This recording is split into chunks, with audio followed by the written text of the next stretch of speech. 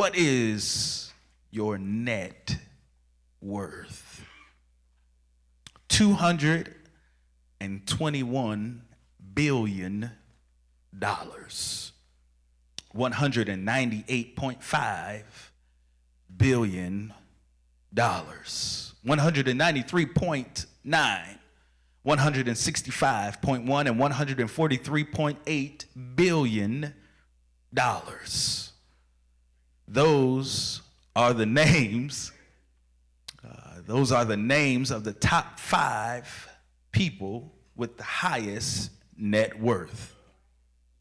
Bernard Arnault and family, who is part of the company, who has several different stores, luxury stores, underneath their belt. Elon Musk from Tesla and SpaceX. Jeff Bezos from Amazon. Mark Zuckerberg, Facebook and Instagram. Larry Ellison from Oracle. These are the top 5 highest net worth people in the world. Net worth. What is net worth? Net worth is an accounting and financial term used to find out how much you have. Your net worth has a formula that goes along with it. You see, you find your net worth by taking your assets and subtracting your liabilities. The formula stands as net worth equals assets minus abilities. That is how you find your net worth. Your net worth consists of only 2 things: assets and liabilities. Assets in a financial accounting, an asset is a resource owned or controlled by a business or economic entity. It is anything that can be used to produce a positive economic value. Assets represent value of ownership that can be converted to cash. A liability in financial accounting, a liability is a quantity of value that a financial entity owes. More technically, it is value that an entity is expected to deliver in the future to satisfy a present obligation arising from past events. A net worth is the value of all the non-financial and financial assets owned by an individual or institution minus the value of all its outstanding liabilities. To put it simply, an asset is a useful or a valuable thing or person or quality. A liability is a person or a thing whose presence or behavior is likely to cause embarrassment or put one at a disadvantage. We have to be careful of who we name or claim to be an asset in our life. And we have to be careful not to name people we think are assets when they're actually liabilities. In my business classes, they teach you through an accounting class the difference between the two, but sometimes when you go through accounting, you can think something is an asset, but it's actually a liability. You have to be careful because there may be people who will put you at a disadvantage rather than propel you to be better. I may go take out a loan and it does what I need it to do. But where are those same people when it's time to pay back the loan every month? You have to understand the difference between the two. Difference between who comes into your life full of vigor and life and great ideas and prays with you and when everything is going good, and as soon as something happens, the voicemail picks up. Their text messages are short and obsolete. Their prayers are empty and unrelatable. You have to know what your net worth is. You need someone that will get in the thick of things with you, even when the storm is coming.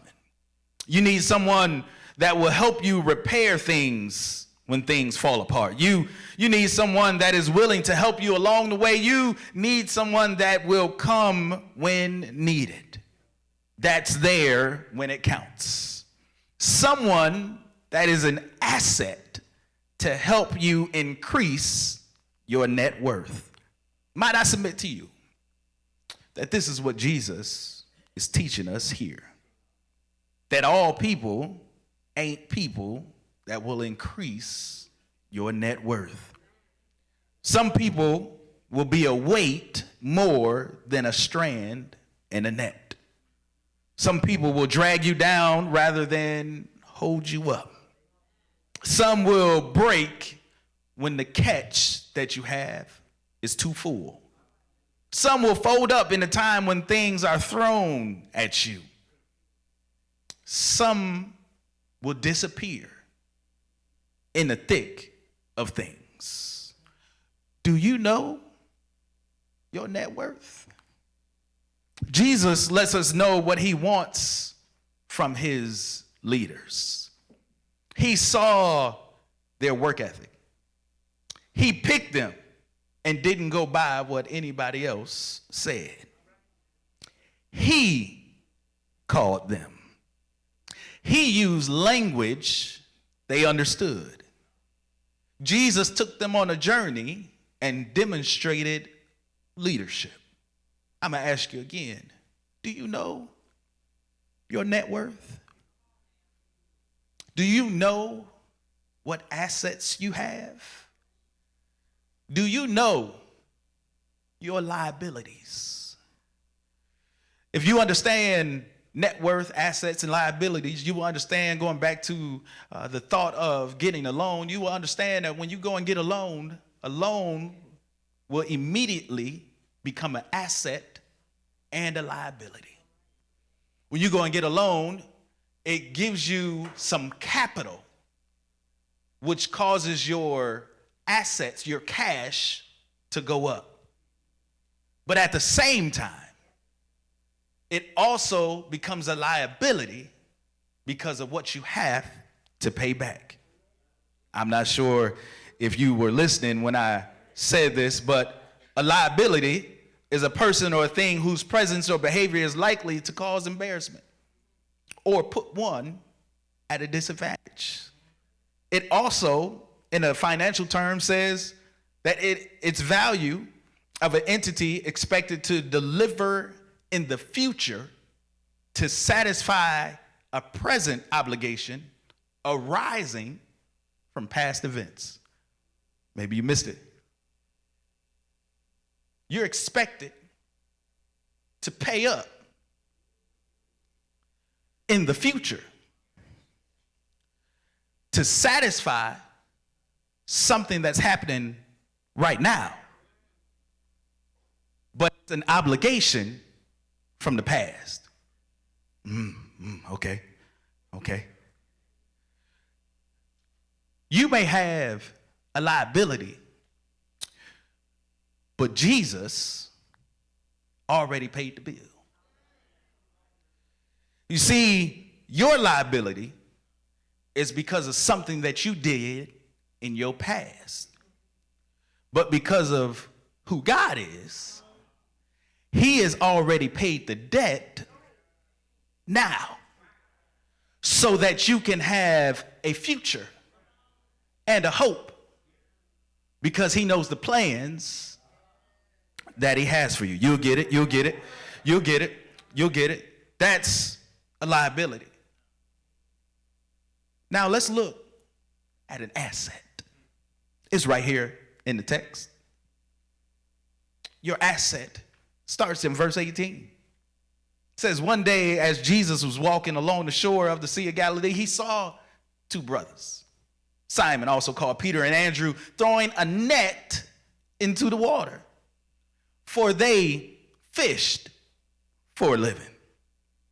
I'm not sure if you know, I gave a little background during Bible study this past week, but the fishermen of this time, they weren't using rods. They weren't using the nets with a pole on it that you could scoop down and pick fish up. No, these nets had weights on them. These nets had rocks and things to weigh it down. And you had to be very proficient in throwing your net. But also, the net was made from organic material, meaning that the net will wear out.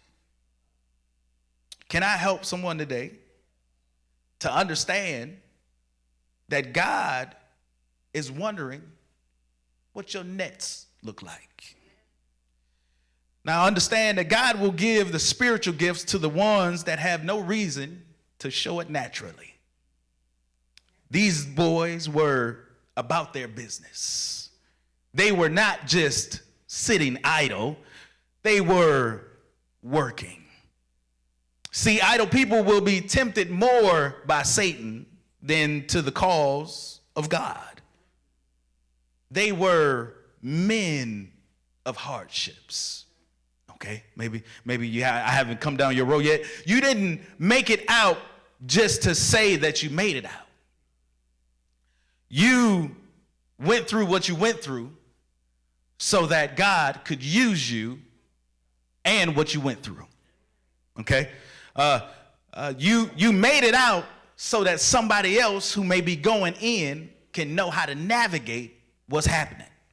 You got to understand, these two boys were going through hardships. It was not a world-renowned job to be a fisherman. No, being a fisherman meant that you had to go through the nights that you didn't catch anything. You had to go through the times where your nets kept breaking. You had to go through the times where the fish were not swimming like you thought they were. These brothers understood what hardship was. These brothers also were used by God in order to help propel other people closer to him. How can you help someone out of a hole if you've never been covered by dirt? These brothers knew how to make ends meet, having to make things stretch. Now, I'm not sure about you, but there's been times where my ends didn't meet. There's been times where I had to make spaghetti last for the week. There's been times where I had to go into the kitchen and think of some concoction that I could cook in order to feed my kids. There's been some hard times. And in Black History Month, we know about hard times. We know how to make things stretch. We know how to make things work out. These brothers, they didn't buy new nets. One set was fishing and the other set was mending. They were employed. They were busy. They were not idle in what they were doing. What are you doing with your assets? What are you doing to make sure that your net worth is worth something? Has God done anything for you to make sure or to make you know that he's God? Has God brought you out of some situations that you thought you would never make it out of? Has God made some things show up when you thought that everything that you had was gone? Has God blessed you in such of a way that you can't even explain it yourself? Has God ushered you into a place of where you can now handle things a little bit better? Has God placed you in a place in your life where now you don't have to worry about certain stuff anymore? Has God moved you into a place to where now your assets can be used for him? What's your net worth? What's your net worth? What are you doing with your nets? Are you sitting idle on your nets? Are you waiting for somebody else to come and give you instructions on your nets? Or the people that you have around you, are they the weight in your nets? The people that you call friend and call best friend and call boo and bruh, are they the ones weighing you down? Are they the ones that cause trouble when you try to go and throw your net? What is your net worth? This is where Jesus found these two brothers. He found Simon and Andrew, Peter and Andrew there on the shore. And he makes a call out to them. And the scripture says they followed him. They followed him. Now, how can Jesus know what these brothers are bringing to the table?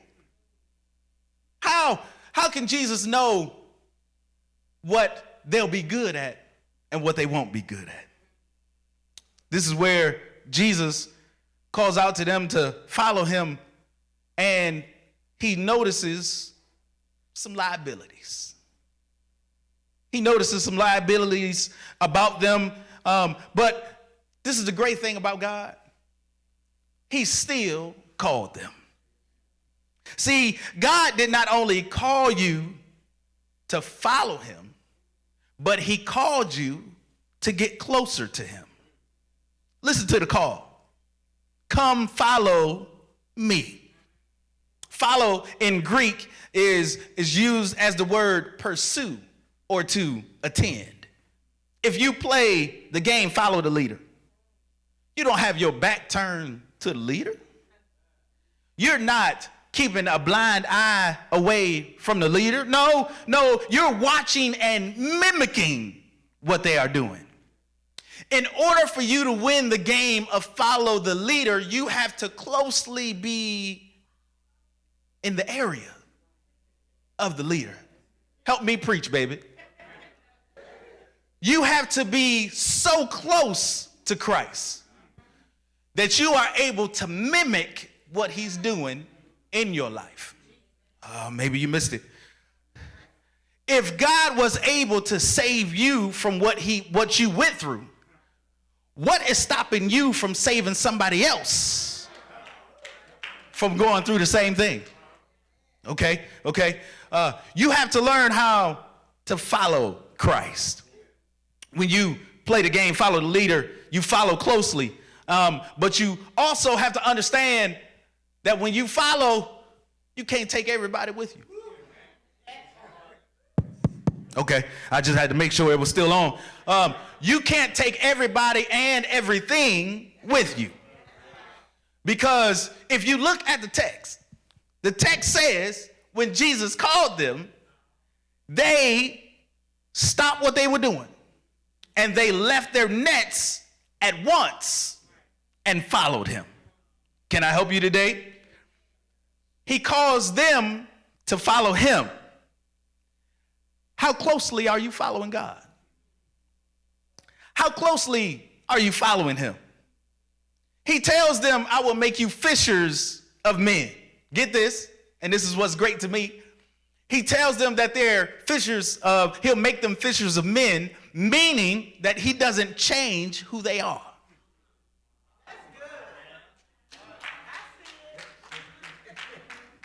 I wish you could get it how I feel it. He doesn't change who they are. They were still fishermen. They just changed what they were fishing for.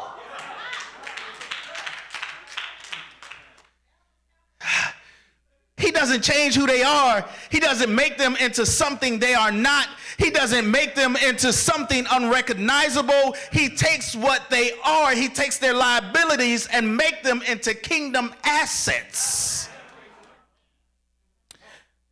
Maybe I can help you. The Bible says, I can do all things through who me. He doesn't change their profession. He uses their profession for the kingdom. And I don't know where you work, and maybe you have been asking God to move you. I don't know what you go through on your job on a consistent basis, and you may have been asking God to do something different in your life. You may have took the initiative and started applying to other jobs. But could it be that God has an assignment for you right where you are? And could it be that you have not been following him that closely so that he can get done in you and your assignment so that he can move you on to the next? Oh, I missed it. Maybe you're in something right now and you are asking God, please move this. Remove me. Take me out of the equation. Could it be that you're still a part of the equation because your assignment has not been fulfilled because you are so focused on getting out that you're missing where God is leading? Can I help you today?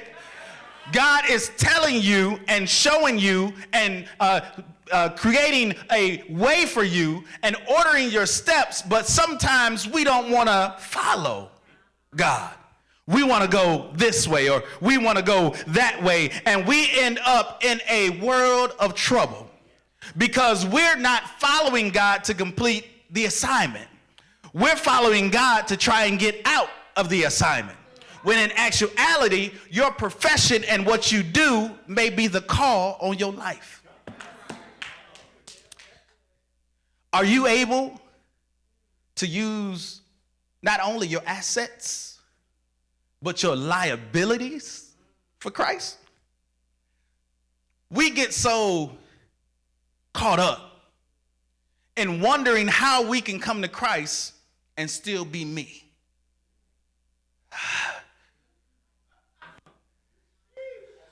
We wonder how we can come to Christ and still be the same.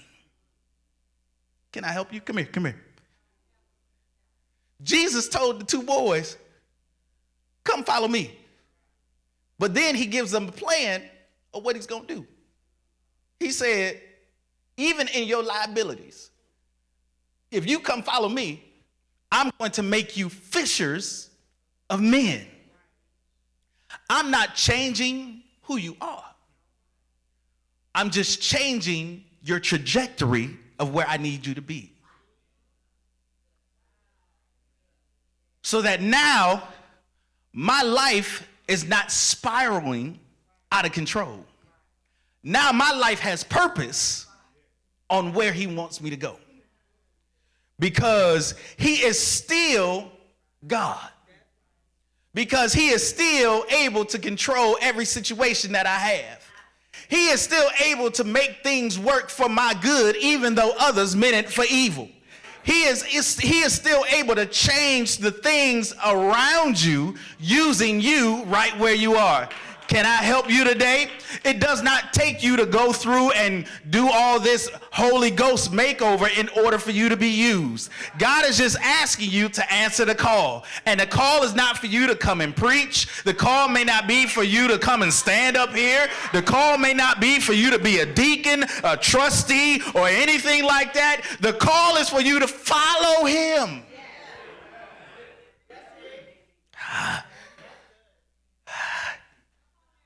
That's the call. That's the call. And he's going to use everything in you to help his assignment get done. Don't miss it. Don't miss it. He said, come follow me. Come follow me, and I will show you and make you fishers of men. But lastly, we have our assets, what we're good at. We have our liabilities that God will still use. But this is where we come to finding our net worth. Because in our net worth, we will also see increase. Okay. It's right here in the text. Verse 20, it says, and they left their nets at once and followed him. Verse 22, that was Simon Peter and Andrew.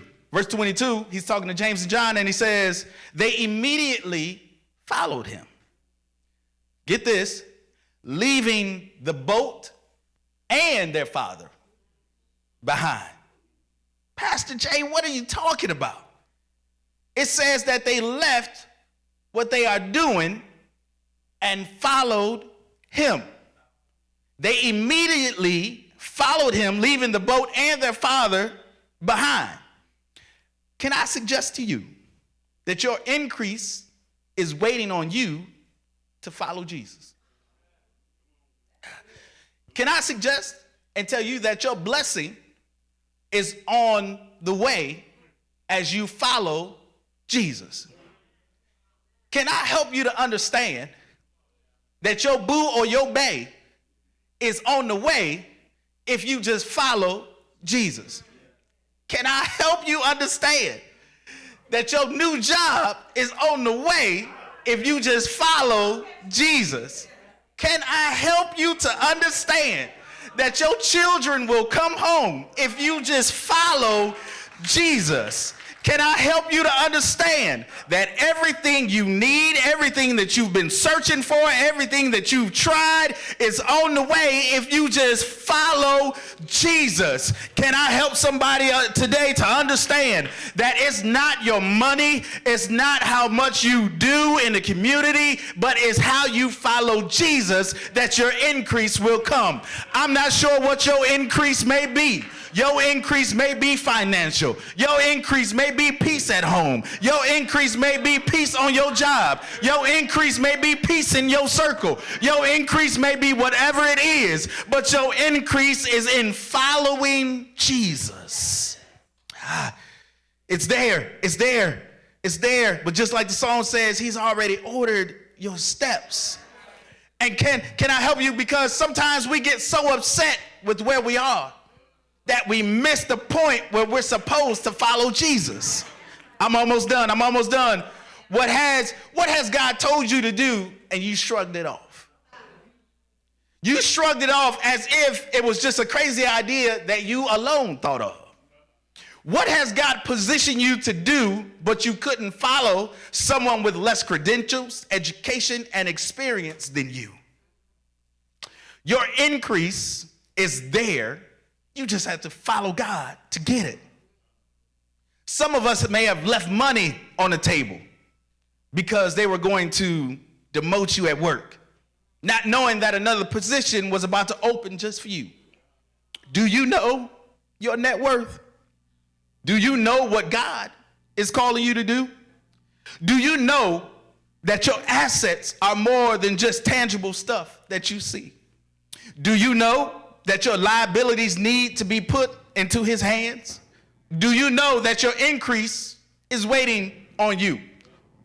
How much is your net worth? What is your net worth? Maybe you don't know. Can I help you? Your net worth equals your assets minus your liabilities. Okay? Your net worth equals your assets minus your liabilities, which tells me that in order for me to get my net worth, I have to understand that God is going to subtract some stuff from me in order to make my weaknesses his strength. I have to understand that when God comes and steps into my life, I know that my net worth is going to increase because of the value of God being in my life. I know that my net worth is going to increase. Why? Because God is about to do something exceeding and abundantly above all that I could ever ask or think. I know that my net worth is about to increase. Why?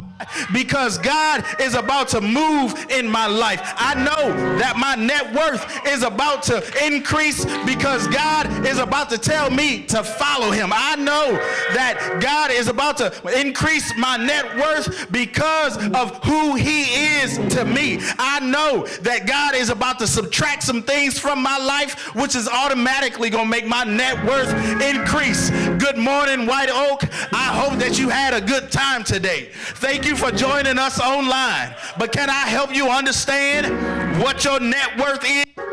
Anthony Brown said it best. You thought I was worth saving, so you came and changed my life. You thought I was worth keeping, so you cleaned me up inside. You thought I was to die for, so you sacrificed your life. Why? So I could be free, so I could be whole, so I could tell everyone that I know. You thought I was worth saving. You thought I was to die for. You thought it was big of you to sacrifice your life. Maybe that's too new for you. Let me take it old school. Love lifted me. Love lifted me when nothing else could help. Love lifted me. Love lifted me. Love lifted me when nothing else could help, when nothing else could increase, when nothing else could help me, when nothing else could put me up there, nothing else could pay my bills, when nothing else could heal my body, when nothing else could deliver me. Love, love, love, it lifted me. Why? Because he thought I was worth saving. Why did he think it? Because one Friday he got up on a cross. They put him on the cross, stretched him high, lifted him high, and for me he died. And he died one Friday. Can I fast forward to Sunday morning? Because they say Friday, that's not where the story ends. Saturday, that's not where the story ends. But early Sunday morning, can I help somebody today to understand he may not come when you want him, but he's always on time. From the rising of the sun to the going down of the same, I know I'm worth saving. I know I'm worth keeping.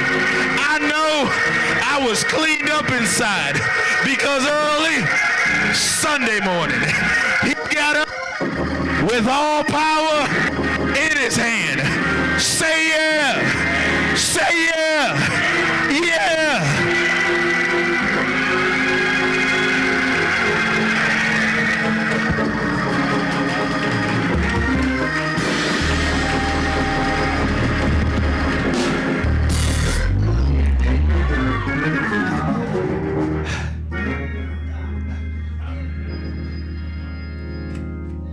What's your net worth?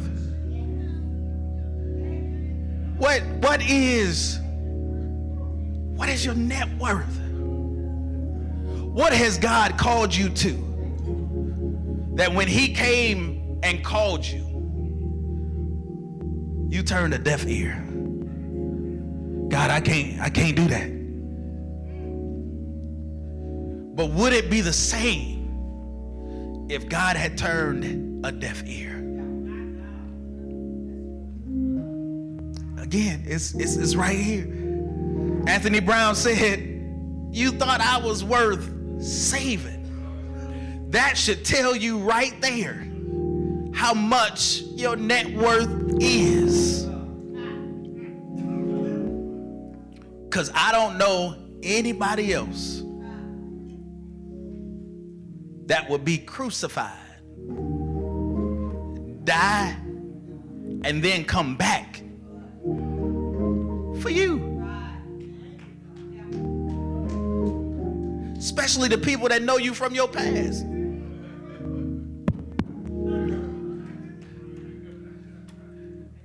What is your net worth? But get this, it's not what your net worth is worth to you.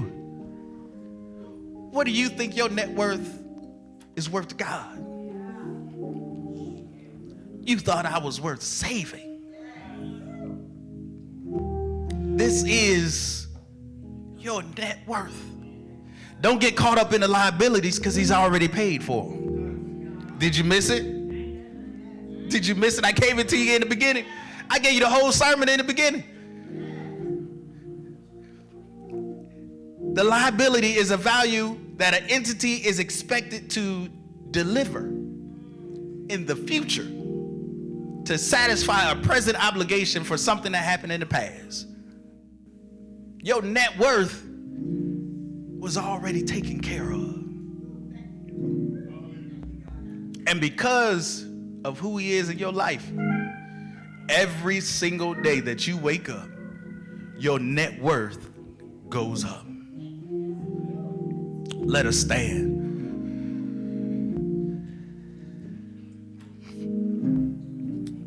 This is your chance, your opportunity. If you're visiting with us online or if you are here in the building, this is your opportunity for your net worth to increase. This is the chance for you to realize you don't have to clean up every single liability that you have. God has already done it. And this is your moment to allow Jesus to increase your net worth. If you're here today, online or here in the building, and you've never understood this man named Jesus, this is your opportunity. Why? Because he's calling you to follow him. He's calling you to come with him. He's already ordered your steps. All you got to do is just walk in the steps that he's already implanted into the ground. Secondly, if you've already followed him, but for some reason you may have strayed off, this is your opportunity to reconnect with him so you can follow him closer. And lastly, if you've already understood who Jesus is, you've already followed him, he's led you here to White Oak Springs for a reason. And we would love to have you a part of our family. I would love to be your pastor. I would love to move with you through whatever God is calling you to do. Now, I can be honest and tell you that there's going to be some things that you may not understand. I can be honest and tell you that there's going to be some stuff that happens. But that is not to get you off course. That is to keep you following him closer. Stick with Jesus. This is your chance, your opportunity.